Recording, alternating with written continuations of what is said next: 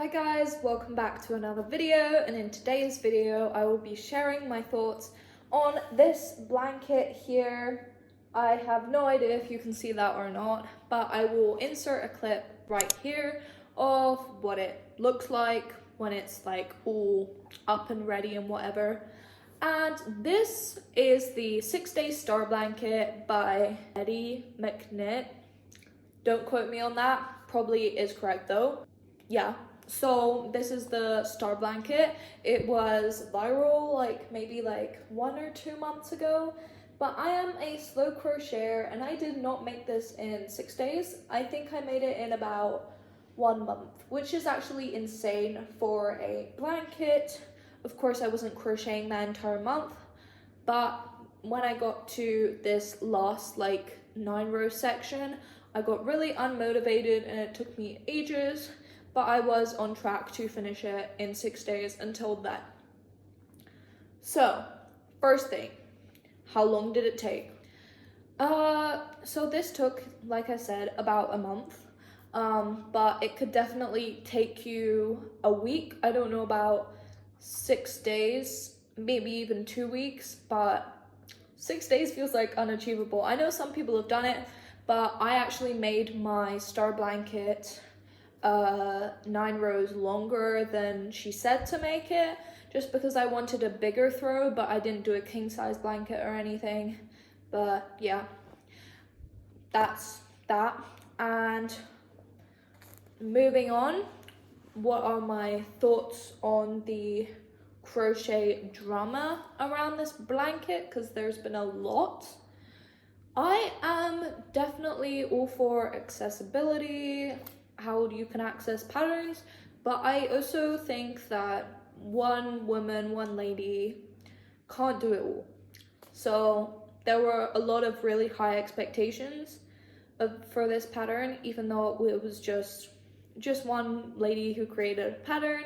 She put it on her blog, she sold a written pattern for it that you could buy, and that was it, right? If she had a whole team, I would definitely be on the side of everybody saying, oh, she should make it accessible in every single way. And I know she's updated her pattern now to be as accessible as possible with still making money on the pattern. That I do know. So that is very much true at this moment in February.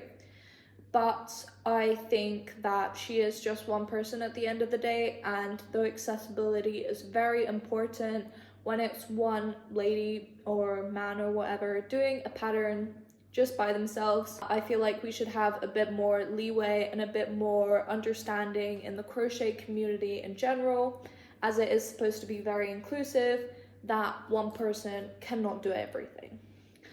As for my thoughts on the stitches and the stitch pattern, I even have my favorite stitches.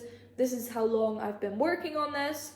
This one here is my favorite row, which is literally 3 double crochets, skip 2 stitches, 3 double crochets into the next one, and then every corner do 3 single crochet, 3 chains, and then do that again into the same stitch. And then over here we just have a double crochet where you don't finish casting off or anything, and that, oh, casting off, what am I going on about? Anyway, that is my favorite stitch. Then my least favorite stitch would be these rounds of just double crochets, because I feel like they're so boring. I don't know why, but a lot of people said the single crochets were their least favorite round. They did not take as long as everybody said they would, but I do still think that it wasn't my favorite round in general, and definitely not a winner in my books. All the rest of the rows were pretty tame. There wasn't anything that I think was really that bad about it.